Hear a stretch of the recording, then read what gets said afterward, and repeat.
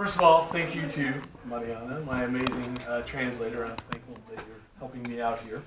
Já se budu snažit, ať mi rozumíte. So this is exciting. When I look around the room, I see so many people that I've known from English camps and English clubs and just the years that I've come here. A je to super, že když se takhle můžu porozhlídnout po této místnosti, tak vidím spoustu lidí, kteří přišli na kempy a za ty roky, které jsem tady už byl vlastně. And so I'm thankful for the opportunity to speak to you guys. This is great. Takže jsem vděčný za tu možnost, že tady můžu být a můžu vám něco říct. So we're going to start with a story of the first 1 or 2 days when I got into Český Těšín. Takže začnu příběhem, který se stal, když jsem přijel do Těšína, na začátku úplně. So I had just checked in kind of with the Sližoví and met everybody and was doing something and I missed dinner at the Sližoví, so go ahead with that. Takže já vlastně zůstávám u Sližoví, takže jsem k ním přijel a jako potkával jsem hodně lidí ten den a proto jsem jakoby nestihl večeři. So I thought, no problem, I'll just go down to Lidl and I'll grab a sandwich and it'll be fine. A jsem říkal, jako to není žádný problém, zajdu si jenom do Lidlu pro nějaký sandwich a bude to v pohodě. A little background, in most big cities in America, grocery stores like that don't close. Like ever, they're 24 hours a day. A tak trochu na vysvětlenou, jako v takových velkých obchodech v Americe, tam jedou non-stop, jako 24/7, nezavírají. So I didn't realize that, and so I rode my bike down to Lidl. A to jsem si neuvědomil, takže jsem nasedl na kolo a jel jsem do Lidlu. And walked in, right through the front door. Vešel jsem přímo jakoby dovnitř.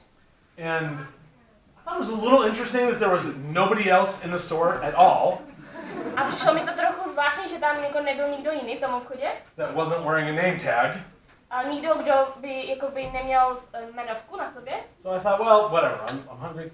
So I'm wandering around, like no sense of urgency, just... Takže jsem si říkal, a tak to je jedno, prostě jsem tam chodil, jako tak v klídku, vůbec jsem nějak nestresoval. So finally, one of the ladies that worked there walks up and she taps me on the shoulder. A z ničeho nic, jakoby konečně přišla nějaká paní, co tam pracuje, tak mi poklepala na rameno. And started speaking to me in Czech, and I could tell it was not like a friendly greeting. A začala na mě mluvit česky a pak jsem mohl poznat, že to nebylo nic jakoby příjemného, přátelského. I thought I might actually get punched. Myslel jsem si, že mi možná dají facku. So I don't know what's going on, but I still need something to eat. So I'm looking at her and I'm saying, sandwich. I'm trying to do the only Czech that I've got. Like I'm like no other word, sandwich. A já jako nevím, co se děje, ale prostě jsem hladový, takže snažím použít tu svoji češtinu a jako pořád říkám sandwich. And she kind of looks at me and she goes, oh, okay. So she walks back. She doesn't even ask me what kind of sandwich I wanted, which wouldn't have mattered because I couldn't have told her. So she just goes to the back, grabs a sandwich and like just hands it to me. Ona pochopí, co se děje, vůbec se mě neptá, jaký chci ten sandwich a ani by na tom nezáleželo, protože bych jí nemohl říct, jaký vůbec chci. Jde dozadu a přinese mi ten sandwich. And so I'm like, děkuji, the only other word I know in Czech, děkuji. And so I'm pointing at the registers like, where should I go? A tak jí řeknu, jako poděkuju jí, to je jediné, co ještě tak česky umím, a pak tomu ukazuju na ty pokladny a ptám se, jako kam bych měl jít. And she looks at me kind of strange and she walks over to one of the registers and takes my money. I'm like, this is the weirdest thing that has ever happened. Ona jde jedné té pokladně a vezme jako ty moje peníze a je to jedna z nejzvláštnějších věcí, které se kdy mi staly. So I give her the money and I'm walking out with my sandwich and all these thoughts and it occurs to me.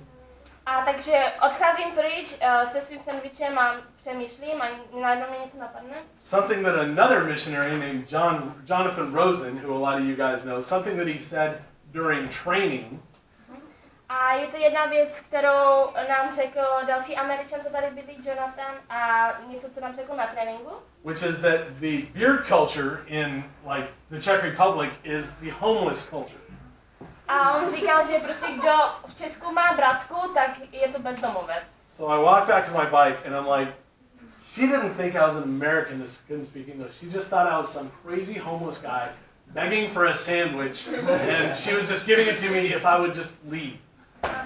A tak by došlo, že ona si prostě myslela, že já nejsem Američan, kdo neumí česky, ale že jsem prostě nějaký bezdomovec, a tak mi dala jen ten sandwich, abych už prostě odešel. And it was a feeling that I had not felt in a while, just being completely like a foreign person in a foreign land, and not, it was just so strange to be completely out of my element.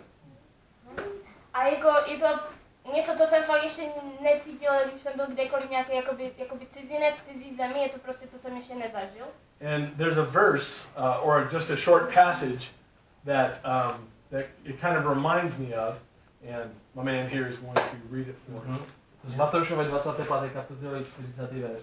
A král odpoví a řekne jim: Amen, pravím vám, cokoliv jste učinili jednomu z těchto mých hned patrných bratří, mně jste učinili. Thank you. Short. Fantastic. So the topic of this short little presentation message is, would Jesus feel welcome in our church? A to téma, kterým se dneska budeme zabývat, je, cítil by se jakoby Ježíš vítaný v naší církvi, v našem sboru. And I want to be clear that when I say our church, I'm not talking just about this Sabbath church. I'm talking about like the greater church here, kind of all of us that consider ourselves and claim to be Christ followers.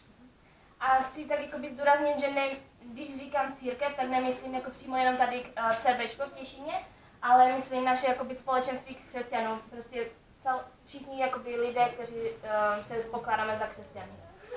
So the way that I felt at Lidl, I had not felt in a very long time. Takže tak, jak jsem se cítil v tom Lidlu, tak jsem se necítil už hodně dlouho. And probably the last time that I felt that way, I remember, was when I was about right about you guys' age. A pravděpodobně naposledy, když jsem se cítil takhle, tak jsem byl asi ve vašem věku. Don't worry about how many years ago that was. A vůbec, ať nezajímejte se o to, jak dávno to bylo. So I had gone to government schools all the way up until I was ready for the school age that you guys would call gymnasium. Takže jsem chodil do státní školy až do té doby, než jsem mohl jít vlastně do školy naše gymnázium. And my parents were just regular working class people. Like my mother was a teacher, my father had a job, just a regular job. We weren't fancy in any way. A mý rodiče byli úplně obyčejní lidé, moje mamka byla učitelka, taťka měl takový nějakou obyčejnou práci, nebyli jsme nějak extra bohatí nebo na něco si hráli. And my parents decided that they were going to sacrifice personally and send me to a private school, a Christian private school. A mý rodiče se rozhodli, že si něco odepřou, aby mě mohli vlastně poslat do privátní křesťanské školy, soukromé. And so from the very first day of school, I knew that I was absolutely not supposed to be there. And one of the reasons why I knew that is because they made it clear to me, all the other students. A vlastně od prvního dne v té škole mi bylo jasné, že já tam nepatřím, a proč mi to bylo jasné, bylo to, že ostatní studenti mi to dali najevo. I was a fat kid. Jsem byl takový trošku otlostlé dítě. I didn't have the right clothes. Neměl jsem to správné oblečení. My parents would, it was a private school, so they didn't have buses, so my parents would drop me off in a normal beat-up working class car that looked just fine in my neighborhood. A protože to byla soukromá škola, tak tam k ní nejezdily jakoby ty autobusy, takže rodiče mi tam museli vozit v nějakém starém autě, které bylo jako v pořádku v našem jakoby sousedství, ale ne pro ně. And all the other cars, without exception, were brand new, shining, foreign luxury cars, as far as the eye could see. A prostě všechny ty ostatní auta, co ty rodiny měly, byly fakt brusu nové, krásné, nějaké luxusní auta. And, I was a Christian at the time. A v té době jsem byl křesťanem. Raised in a Christian family. Byl jsem vychováván v křesťanské rodině. And I remember, I can remember it like it was yesterday, just always feeling like I was outside of a window looking in. A A já si to pamatuju tak, jak by se to stalo včera, nebo dělo nějak v blízké době a byl jsem jakoby za sklem a díval jsem se jakoby dovnitř. And just that hopeless feeling of knowing that no matter what I did, no matter how I acted, no matter how nice I was, no matter what I did, I was not getting in that window. A prostě cítil jsem, že to je, ať už udělám cokoliv řeknu, tak prostě se přes to okno dovnitř nedostanu. And I finally found a few other dorks that nobody wanted to have anything to do with. A nakonec jsem našel ještě nějaké takové podiviny, s kterými se taky ostatní nechtěli bavit. And they, like their idea of entertainment was drinking to tremendous success, smoking marijuana, just all the things that aren't really known for, in a Christian school. No a to, čím se oni třeba jako tak zabývali, čím trávili čas, bylo pití alkoholu, kouření marihuany a další věci, které tady nejsou obvyklé na křesťanské škole. So I was kind of without options, at least in my mind. I thought, well, if these are the only friends there are. A tak v mojí mysli to byla taková myšlenka, že to jsou prostě jediní přátelé, které tam můžu mít. Then this is what it's going to look like. I mean, if I want to hang out with them, I'm going to do these things. A takže jsem si říkal, pokud chci být s nima, pokud se s nima chci přátelit, tak prostě budu dělat ty věci, co dělají oni. And I don't have, obviously, I have control over the things that I did, more so than to simplify it and just say that it was those other kids' fault why I went down an incredibly destructive path. Očividně jsem měl jakoby, ve svých rukách jsem měl tu kontrolu nad tím, co jsem dělal, nad těmi svými činy. Nebylo to jenom tak, že bych řekl, že to bylo na těch ostatních dětskách, že prostě mě nějak ovlivnili. But in the back of my mind, I always kind of wondered, like, what if I had been not even embraced, but just accepted or tolerated? Like, what if my presence had not been so repulsive to them? A jakoby tak, ale pořád jsem přemýšlel nad tím, jakoby, jaké by to bylo, kdybych tam byl aspoň nějak tolerován v té škole. A ne přímo přijímán, ale aspoň tolerován. And so at the church that I attend, it's a huge church. It's about a third the size of Český Těšín.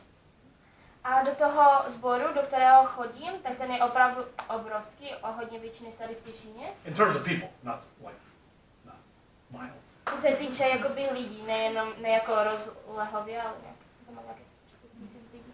And one of the reasons why I attend that church, other than the fact that it has a lot in common with this church, very biblically accurate, but one of the main reasons why I go to that church.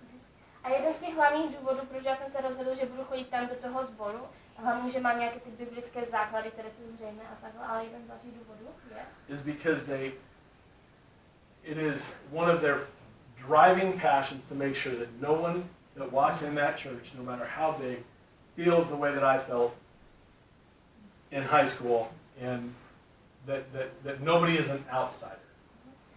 Ten důvod je to, že prostě když tam někdo přijde zvenčí, někdo nový, tak ti lidé se o něho postarají. Postarají se o to, aby se ten nový člověk necítil jako by nějaký outsider, jako tak, jak se ten cítil na základě. Yeah, thank you. And I was helping out at another day camp, which it was an English camp, but it was serving underprivileged students here in Český Těšín. A tady v Českém Těšíně jsem taky sloužil na jednom kempu jakoby příměstském. Zaměřoval se hlavně na děti od 18 let. And as I looked at the kids, I could just see me. I could just see the danger that might happen if in this nice church that's in that area, if these kids felt like they weren't supposed to be there. A na těch dětech jsem mohl vidět, že jsou taky v takovém nebezpečí, ve kterém jsem býval já, kdyby tam prostě nebyl ten sbor v jejich okolí, jakoby, že viděl jsem to, co by se jim mohlo stát. And so one of the reasons, if some of you are, I consider closer friends than others, but if you don't know me, but if you've seen me at camp, or if you've seen me doing English club, or just any hikes, whatever it is, one thing that people have said to me is, I kind of always work the edges of the room, like around the periphery. A někteří mě znáte více, někteří méně, a určitě jste mě třeba potkali na nějakých těch kempech a hodně lidí mi tak řeklo už, že já se vždycky zaměřuji, jakoby, když jsme v nějaké místnosti, tak já tak obcházím tu místnost a zaměřuji se třeba na ty okrajové oblasti. And the reason why I do that is because that's where I would have been if I was at camp. A ten důvod je, proč to dělám, je, že nejspíš na tom místě někde v rohu bych byl já, kdybych byl já na tom kempu. Pretending to text someone so nobody would talk to me. Předstíral bych, že někomu píšu, takže aby se mnou nikdo nemluvil. Or just kind of always being where the action isn't. Whatever's going on, just being where it isn't, so I'm not being judged and just all that feeling. A nebo bych byl úplně někde jinde, kde se neděje ta hlavní akce, abych byl mimo to hlavní mění, aby mě někdo třeba nesoudil. And I'm convinced that that's one of the reasons why this church, in particular in Český Těšín, has a lot in common with the church that I attend, because whether you notice or not, this church that the mládež is part of is one of the larger churches, at least in Silesia. I mean, it's people know who this church is. A jeden z dalších důvodů, je to jakoby jeden z dalších důvodů, proč takže tenhle sbor. It's known. It's a known topic. Jakoby tenhle sbor CBčko v Českém Těšíně je jakoby známe, protože je jeden z největších sborů tady na Slezsku. And I'm convinced that. Oh, I'm sorry. A je podobný tomu mému zpátky doma v Americe. By the way, I'm the hardest person in the world to translate for. So, she's amazing. But I'm convinced that the reason why, when all these other churches, either in Český Těšín or Vina or Havířov or all these, why this church is the size that it is and why it continues to grow and why this mládež is bursting at the seams. A já si myslím, že tohle je jeden z těch důvodů a tady tenhle sbor a potom další sbory. A tady u toho sboru je proč jakoby pořád roste a má takovou velkou mládež. Is because I see that in so many of you guys, and it just makes my heart want to explode. I'm so excited when I'm around you guys because I see the passion that I have in you. Je, že vidím, že tu vášeň, kterou já mám pro ty lidi, tak vidím to i tady ve vás, že se staráte o ty lidi a proto ten váš sbor takhle roste. And it's especially exciting because in America, it's much more the norm. It's, you never met a stranger, instant best friend, whether you are or not, like some of it's surface. But it's very common in America. That sort of a welcoming. A v Americe je to takovým zvykem, že vás tam prostě uvítají, protože jsou tam více přátelství a už říkají, že jsou nejlepší přátelé, než jsou. Prostě je to tam takovým větším zvykem, než tady u nás. But everyone I've ever talked to in the Czech Republic, without exception, has said that it requires effort on a level that my friends and I that come here every year don't even understand. Like it's not natural what you do when you walk up to someone and try to bring them out and make them feel special. Ale ať už s kýmkoliv jsem tady mluvil v Česku, tak vždycky mi řekli, že pro vás, pro Čechy to není tak obvyklé, že prostě za někomu přijdete. Není to pro vás jakoby přirozené. Vždycky vy nakládáte nějaké úsilí, abyste přišli k někomu novému a mluvili s ním. So I want to encourage you in that, and I want to try to kind of challenge you to maybe even take it to the next level. And it doesn't have to be like an American would. In fact, don't. It would seem weird and awkward if you did. A tak já bych vás tak chtěl povzbudit, abyste to vzali jakoby na vyšší level, na další úroveň. A nedělejte to jako Američané, to by bylo úplně divné, ale jakoby, abyste se posunuli dál. I learned that the hard way, by the way. A to jako dělat to americkým způsobem, jako co to znamená, jsem se naučil tím horším způsobem, to těžší cestou. My first year that I went to English camp in 2011, it wasn't properly explained to me the way that you interact and how different it is from the way that we interact. A můj první kemp v roce 2011, tak tam mi nebylo úplně vysvětleno, že způsob, jakým my Američané jednáme, je fakt jiný, než jako vy Češi jednáte. So it was a lot of me doing this To bylo hodně, že já jsem tak chodil a dělal tohle. And a lot of Czechs doing this. A hodně Čechů tak ode mě odstupovalo. I freaked him out a little bit. Jsem tak trošku vždycky vystrašil. So I'm not up here pretending to have the answers of what it would look like in your lives to be even more welcoming and even more like gracious to people who come in and visit this mládež in the church. A teď já tady nebudu stát a nebudu předstírat, že si umím představit, jak by to vypadalo, pokud byste se posunuli dál v tom uvítávání nových lidí a jak byste k nim byli přátelští. But I do know that a lot of your brothers, cousins, uncles, and even a lot of you are doing backbreaking work right below us in the new Studentska.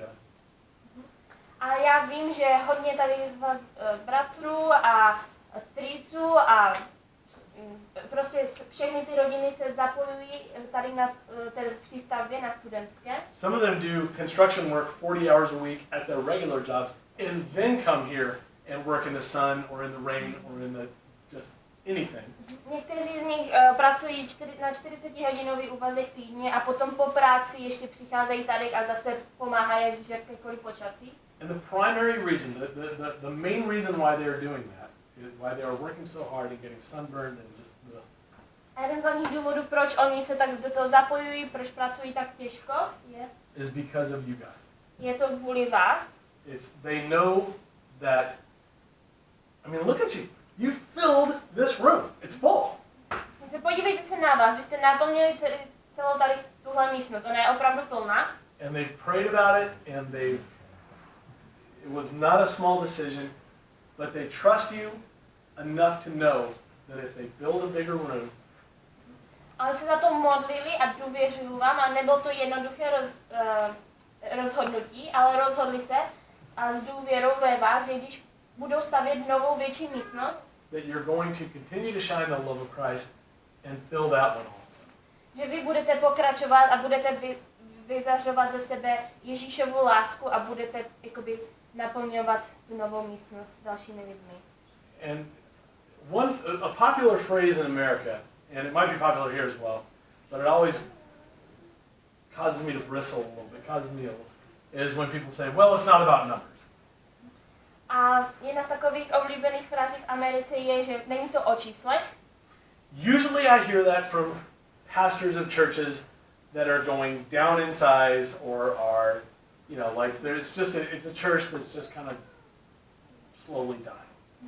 A obvykle to slyším od pastorů v církvích ve sborech, kteří přicházejí o lidi a tak pomalu snižují ty své počty. And there are people who disagree with me about this. A možná mám lidé, kteří s tímhle nesouhlasí se mnou. And of course they're wrong. A samozřejmě jako jsou na tom špatně. No, I'm kidding. But, as I read the Bible and as I read the book of Acts, which I don't know, I see a lot of numbers. I see a lot of cataloging and paying attention to how many people were going from darkness into light. A když se dívám do Bible, dívám se do té knihy Skutku, tak vidím, že tam je hodně počtu, hodně čísel a vidím prostě mnoho lidí, kteří vyšli z temnoty a přišli do světla. Because when my parents paid my tuition at that very exclusive private Christian school, a tak když mý rodiče platili mé školné na té jakože soukromé křesťanské škole, they might have considered me a number.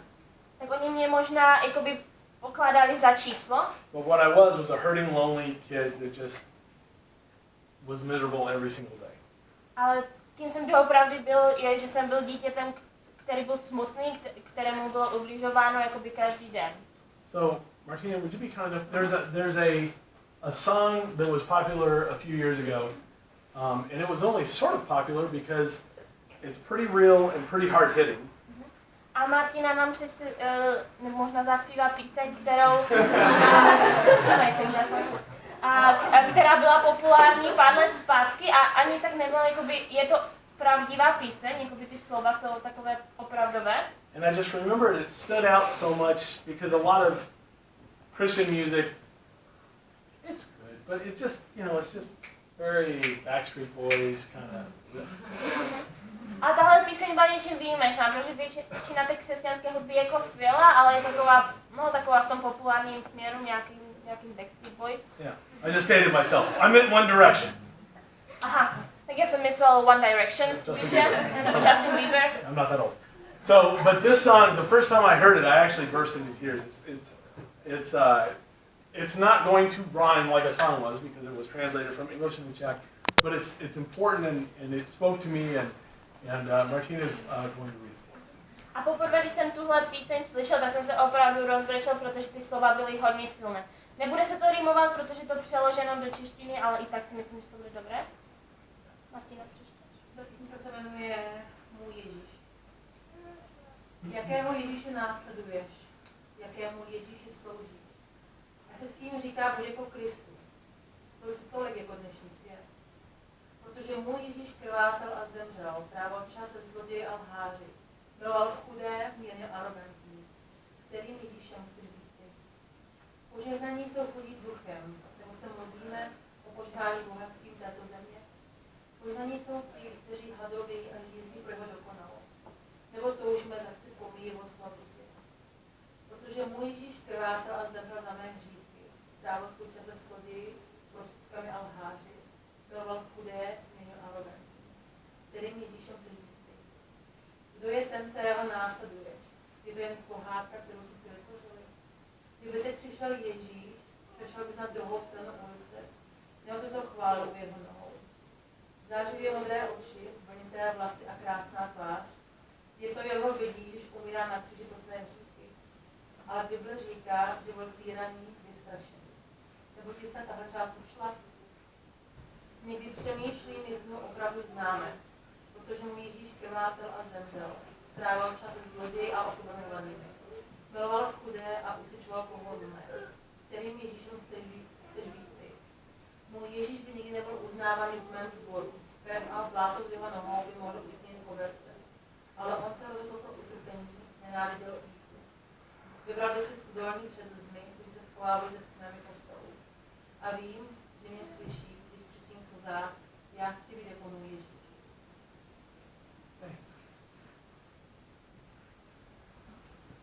So, I want you to know that please be encouraged. I'm not speaking specifically to you guys. In fact, if anything, I think you're doing a great job, and I know that you will continue to do so. And I include myself in kind of this whole conversation. A tak doufám, že budete tak povzbuzení k tomu dále takhle a nemluvím přímo jakoby konkrétně vás, ale i sebe a vás považuji jakoby za část toho, co Martina přečetla. Because even after feeling that way, and after going down an incredibly, remarkably destructive path and getting very far away from Ježíš before I finally was pulled back. A protože i když jsem odešel na takovou špatnou cestu, daleko od Ježíše, plnou nějakých věcí, co mě ničily. Occasionally, when I'm at church, I'll see someone, and I still have that hesitation, like, wow, I wonder what they're doing here. Ale i poté, co jsem tohle zažil, tak jsem třeba v církvi ve sboru a říkám si, tyjo, co oni tady dělají.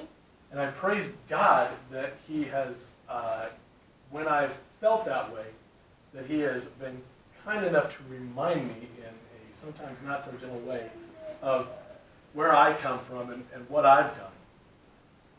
A tak já i tak děkuji Bohu za to, že on mi připomíná, že odkud já pocházím, čím já jsem si prošel, kam jsem se dostal. And to remind me that even though I do what I do at my church and I'm missionary, that I am nothing but just a filthy, disgusting saved sinner that's been washed by grace and been accepted by Jesus. A i když jsem misionář a dělám různé věci v našem sboru, tak pořád jsem ten hříšný, ten špinavý člověk, který byl jakoby obmyt milostí Ježíše. And when I see anyone through that lens, it's amazing how clear and just how how clear my mission is, like how important and I really am. That's what I am. That's why I'm here. That's what I do. A když se potom dívám na ty lidi takovýmto pohledem, přes takový výhled, tak je mi jasné, proč jsem tady jakoby na misi, jakoby, co je tím účelem mé misie. So the last bit of encouragement is, Že poslední takové povzbuzení je, the more you do it, the easier it is. I promise you. čím více to děláte, čím častěji, tím jednodušší to je. To vám jakoby tak slibuju, že to tak opravdu funguje. So maybe this week, pray, ask the Lord, like, Lord, you made me, you know my personality. What can I do to further your kingdom? What can I do to make people feel like this is the only place they need to be, and when they're lost in sin, when they're making bad decisions, instead of running away from church, what can I do so that they will run to church and to us? A možná tak tento týden tak modlete se do budoucnosti v tom k Pánu, aby vám ukazoval, co vy můžete udělat k tomu, abyste vlastně ty lidi, kteří utíkají od Ježíše, utíkají do toho světa plného hříchu, co můžete udělat pro to, aby byste jim pomohli jakoby přijít k Ježíši, aby oni nalezli jeho království. If you're not crazy like me and you couldn't imagine just walking up to a stranger, I just noticed there's a bunch of pastries that we're making. Maybe you could, help out towards that. Maybe.